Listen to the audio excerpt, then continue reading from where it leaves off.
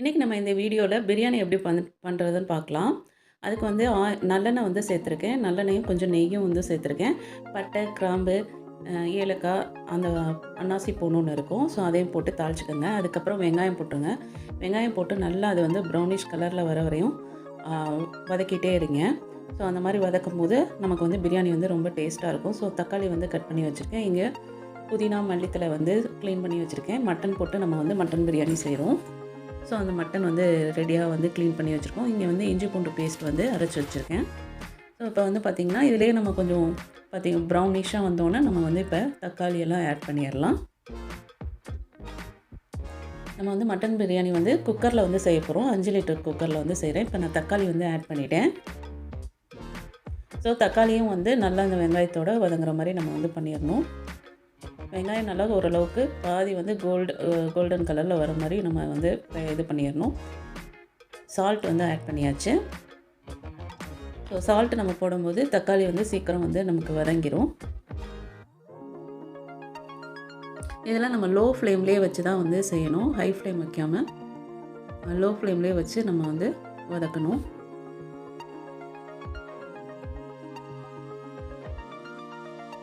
இப்போ பார்த்திங்கன்னா தக்காளி நல்லா வதங்கிடுச்சு. இங்கே பாருங்கள். இந்த வீடியோ உங்களுக்கு பிடிச்சிருந்துச்சுன்னா லைக் பண்ணிடுங்க. சப்ஸ்கிரைபும் பண்ணுங்கள். இந்த மாதிரி வீடியோஸ் தொடர்ந்து நம்ம பார்க்கலாம் இந்த சேனலில். இப்போ நான் வந்து இஞ்சி பூண்டு பேஸ்ட் ஆட் பண்ணிட்டேன். இந்த இஞ்சி பூண்டு பேஸ்ட் வந்து நல்லா வதங்கினதுக்கப்புறம் நெக்ஸ்ட்டு வந்து நம்ம வந்து கறி, தயிர் இதெல்லாம் வந்து ஆட் பண்ணலாம். இப்போ இந்த இஞ்சி பூண்டு பேஸ்ட் வந்து நமக்கு வந்து அந்த ஸ்மெல்லு வந்து நமக்கு போகிற வரையும் நம்ம வந்து வதக்கணும்.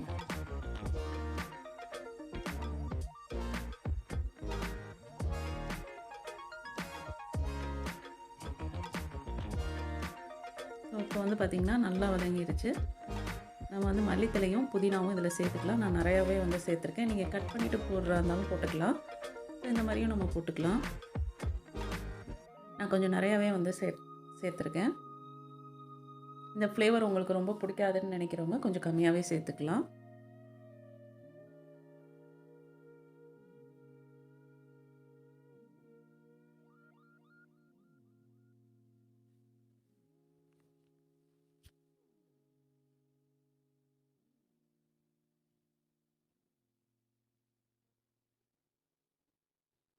ஸோ இப்போ வந்து பார்த்திங்கன்னா நல்லாவே வதங்கிருச்சு.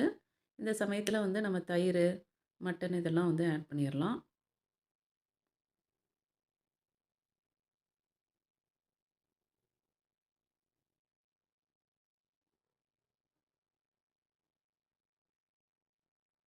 இப்போ வந்து நான் மட்டன் வந்து ஆட் பண்ணிடுறேன். ஸோ இந்த மட்டன் 1/2 கிலோ கிட்ட இருக்குது இந்த மட்டனு. 5 லிட்டர் குக்கரில் வந்து நான் வந்து செய்கிறேன். இது எப்படியும் வந்து ஒரு 5 பேர் 6 பேர் சாப்பிட்லாம்.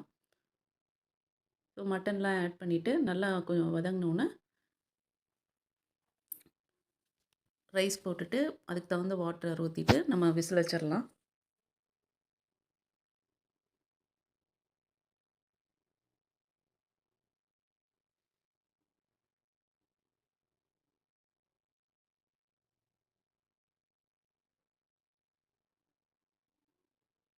மிளகாத்தூள் வந்து நான் வந்து மிளகாத்தூள் வந்து ஒரு ஸ்பூன், 2 ஸ்பூன் போட்டுக்கலாம். உங்களுக்கு காரம் எவ்வளோ பிடிக்குமோ அது மாதிரி போட்டுக்கோங்க. நான் பச்சை மிளகாவும் போட்டிருக்கேன். ஸோ மறந்துட்டேன். ஸோ அதனால் அதுக்கப்புறம் வந்து நான் போட்டிருக்கேன் பச்சை மிளகா. ஸோ நான் 2 ஸ்பூன் வந்து மிளகாய் தூள் போட்டிருக்கேன். நீங்கள் அதே மாதிரி பச்சை மிளகா 3 போட்டிருக்கேன். ஸோ என் காரம் வந்து கம்மியாக இருக்க மாதிரி இருந்தனால நான் போட்டிருக்கேன். இப்போ கொஞ்சம் உப்பு வந்து ஆட் பண்ணிடுறேன். இதெல்லாம் நல்லா வதங்கினோன்னே நீங்கள் வந்து வாட்டரை வந்து ஆட் பண்ணிவிட்டு ரைஸ் போட்டுடலாம். தயிர் வந்து இப்போ நான் ஆட் பண்ண போகிறேன். ஸோ ஒரு டம்ளர் கிட்ட இருக்கும் அந்த தயிர். ஸோ அதை வந்து நான் ஆட் பண்ணுறேன்.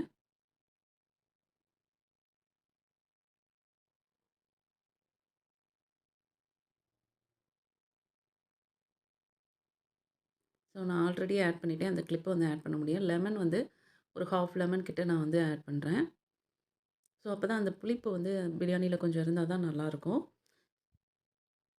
ஸோ இப்போ வந்து வாட்டர் வந்து ஆட் பண்ணிவிட்டு ரைஸ் போட்டுடலாம். ஸோ அந்த கிளிப்பும் நான் எடுக்க வந்து மிஸ் ஆயிடுச்சு. ஸோ இப்போ ஃபைனல் ரிசல்ட்டாக பிரியாணி எப்படி வந்ததுன்னு பார்க்கலாம். ஸோ இங்கே பாருங்கள் பிரியாணி வந்து ரெடி ஆயிடுச்சு. நீங்கள் வந்து ரைஸ் போட்டு அதுக்கு தகுந்த வாட்டர் வந்து வச்சுட்டு ஒரு 3 விசில் விட்டிங்கன்னா போதும். ஃபஸ்ட்டு வந்து மட்டன வேக வச்சுக்கணும். மட்டன் வந்து ஒரு 2 விசில் போட்டு வேக வச்சு எடுத்துட்டு, அதுக்கப்புறம் ரைஸ போட்டு ஒரு 3 விசில் விட்டோம்னா, பிரியாணி வந்து ரெடி ஆயிரும். சூப்பராவே இருந்தது இந்த பிரியாணி. ரொம்ப டேஸ்ட் அண்ட் ஃப்ளேவரபுளா இருந்தது. இங்க பாருங்க, அந்த மட்டன் கூட கொஞ்சம் நல்லாவே வந்து வந்திருந்தது. உடைய கூட இல்ல மட்டன்லாம். நல்லா வெந்தும் இருந்தது. பிரியாணி டேஸ்ட்டும் ரொம்ப சூப்பரா இருந்தது. ஸோ இத மாரி நீங்களும் வந்து ட்ரை பண்ணுங்க. இந்த மாரி வீடியோஸ் நீங்க தொடர்ந்து பார்க்கணுன்னா, இந்த சேனல லைக் பண்ணுங்க, சப்ஸ்கிரைப் பண்ணுங்க. மறக்காம ஷேர் பண்ணுங்க. Thank you.